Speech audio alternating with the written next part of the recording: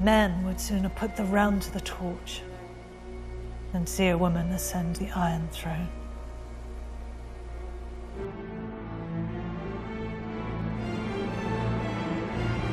House of the Dragon, Season 1, Episode 2, The Rogue Prince. If there is one universal truth in the Game of Thrones universe that hadn't already been made abundantly clear, that point was driven home here in The Rogue Prince. Women aren't treated especially well in this world. A mere 6 months after the passing of her mother and brother, the power players from various families are already doing their best to encourage the king to remarry, so that he can land himself a true rightful heir. You know, someone who isn't a woman like his relatively newly named heir, Rhaenyra. Oof, madon. The king don't even seem especially interested in remarrying. Indeed, Viserys seems to still be grieving the loss of his wife and, of course, his son who barely lived. But he must propagate the line. Rhaenyra's claim is already being widely undermined, and even Rhaenyra herself knows it was less a matter of her father choosing her and more a matter of her father telling Uncle Daemon to go fuck himself. Then we have the Sea Snake trying to pimp out his 12-year-old daughter as a new bride for the king. But it turns out he is a few steps behind the game, because Otto already has his slightly older daughter trying to comfort the poor king. Rhaenys explains the order of things to Rhaenyra, and the queen who never was tries to bestow some wisdom on Rhaenyra that men would sooner put the realm to the torch than see a woman ascend the Iron Throne. Meanwhile, Daemon has taken over Dragonstone, he's got a loyal army of gold cloaks, and he has stolen a dragon egg, the one that belonged to his short-lived nephew. And despite already being married, he has announced plans for a wedding with his side chick Mysaria, whom he claimed was pregnant. The king's all fired up to head to Dragonstone, but Otto insists he go instead. Daemon is looking to pick a fight, and while Otto makes a brave stand, the looming dragon quickly alerts him that he is in a no-win situation. Kind of odd that Otto didn't anticipate this minor obstacle, but he knew the jig was up. Then Rhaenyra swooped in on Syrax to save the day, and she confronted her uncle with unwavering courage and determination, where she was cool, calm, and collected. Crisis averted. Uncle surrenders the egg without bloodshed, and lo and behold, Daemon's side chick wasn't even pregnant.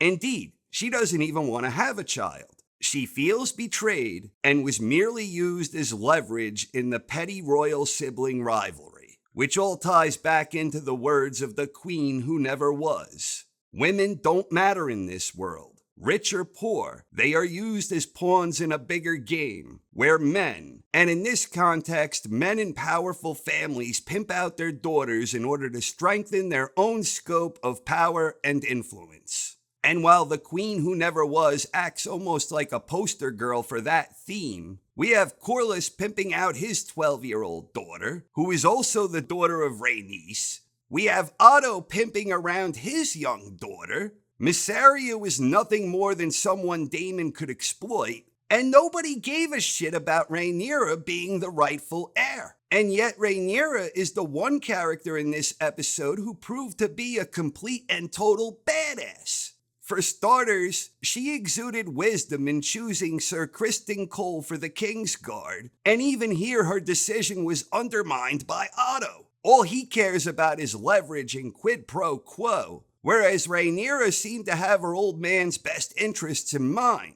You know, in choosing the only candidate available who had any actual combat experience.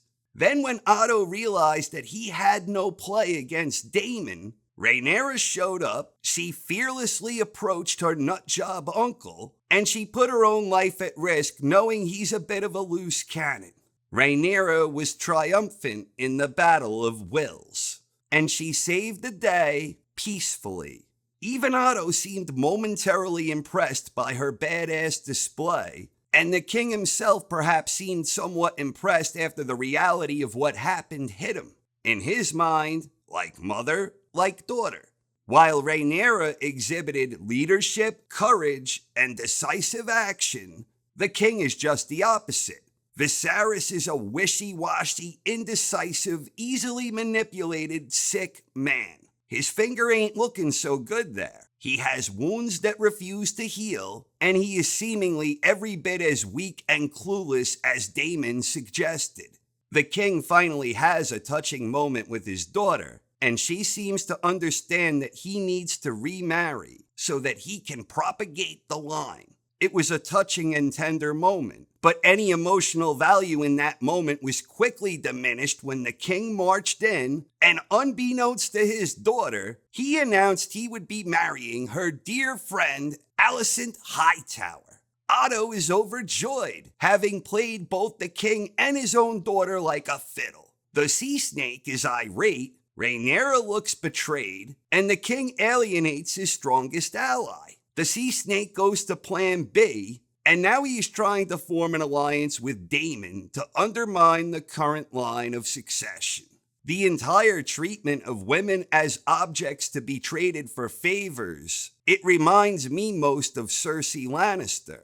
Cersei was promised to one day wed a charming prince, but that never happened, and instead she was arranged to enter a loveless marriage with a sloppy, womanizing drunk named Robert Baratheon. Her father Tywin used Cersei to help maintain and expand his own scope of power and influence. She was nothing more than a tool at Tywin's disposal, a means to an end. Tywin never valued his daughter's considerable intellect, with the whole being a woman thing, and Cersei rightly resented this. Cersei's only daughter Myrcella also met a tragic end, and it all started when her devious brother Tyrion treated poor Myrcella with the same type of disregard that Tywin always exhibited towards Cersei. Time and time again, Cersei dealt with one menacing hardship after another, and time again, she rose to the occasion and overcame adversity. And unlike that crazy tyrant Daenerys, Queen Cersei earned everything she had, and she did so with everything stacked against her. Losing her mother at such a young age, being mocked by that mean-spirited frog bitch, forced into a marriage with a drunken, unfaithful scumbag, having an uncommitted, traitorous lover who was a deadbeat dad, having her 3 precious children all dying so young, the degrading walk of atonement and the smirking whore from Highgarden, and having a father who treated her like property at a brothel. It's absolutely incredible what this amazing woman was able to accomplish. And the heroic Queen Cersei did her best to protect the realm from that whack job Daenerys. Things didn't ultimately work out for poor Cersei. And at the end of the day, Cersei wasn't enough of a monster to compete with that nut job Daenerys. Long live Queen Cersei in our hearts forever. The current plight of poor Rhaenyra reminds me an awful lot of the plight of poor Cersei. A lot of people like to make comparisons between Rhaenyra and that maniac Daenerys, but right now I think comparisons with Cersei are more valid. Rhaenyra and Cersei are both strong women with considerable talents. They are both brave and courageous. They are both good at problem solving, as evidenced here when Rhaenyra was the one who saved the day when Uncle Daemon was trying to provoke a fight. And even Daemon, in his belligerent confrontational state of mind, still stood down when approached by his mighty niece. And that says something about his character too. For as power-hungry and slighted as he may feel, at this point he wasn't willing to take the life of Rhaenyra, even though that would have acted as a quick solution to his dilemma. She faced it head on. The preview for next week's episode suggests that Rhaenyra has even more in common with Cersei yet to come on the near horizon. And I am definitely fired up to see the next episode.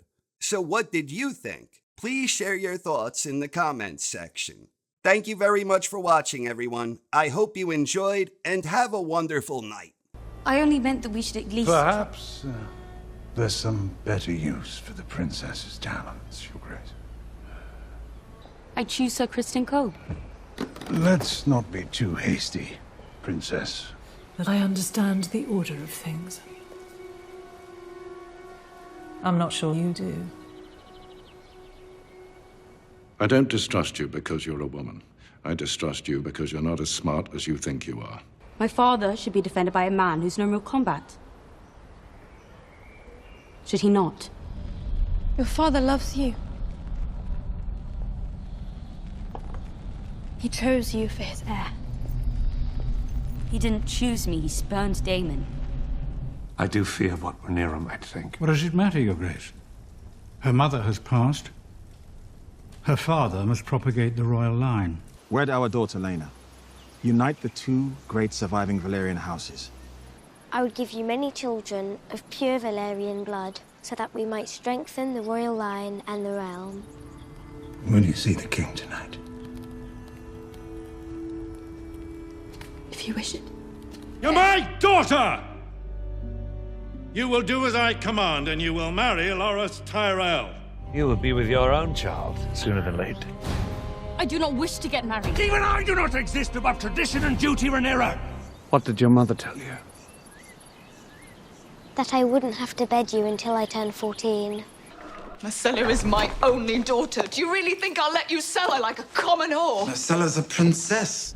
His men might not put the prince's head on a spike, but what would they do with the common whore he claims he's taken to wife and made with child? No one will harm you. Some would say she was born for this. I will not let you ship her off to Dawn as I was shipped off to Robert Baratheon. The reason that you were disinherited. If you wish to be restored as heir, you'll need to kill me. So do it. And retrieve the egg without bloodshed. A feat I'm not sure Sir Otto could have accomplished alone. Did it ever occur to you that I might be the one who deserves your confidence and your trust, not your son's? And by marrying again, I may begin to ensure that we are better defended. You are the king. And so your first duty is to the realm. Men would sooner put the realm to the torch than see a woman ascend the Iron Throne.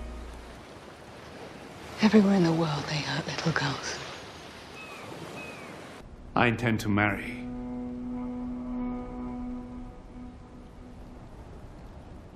The Lady Alicent Hightower.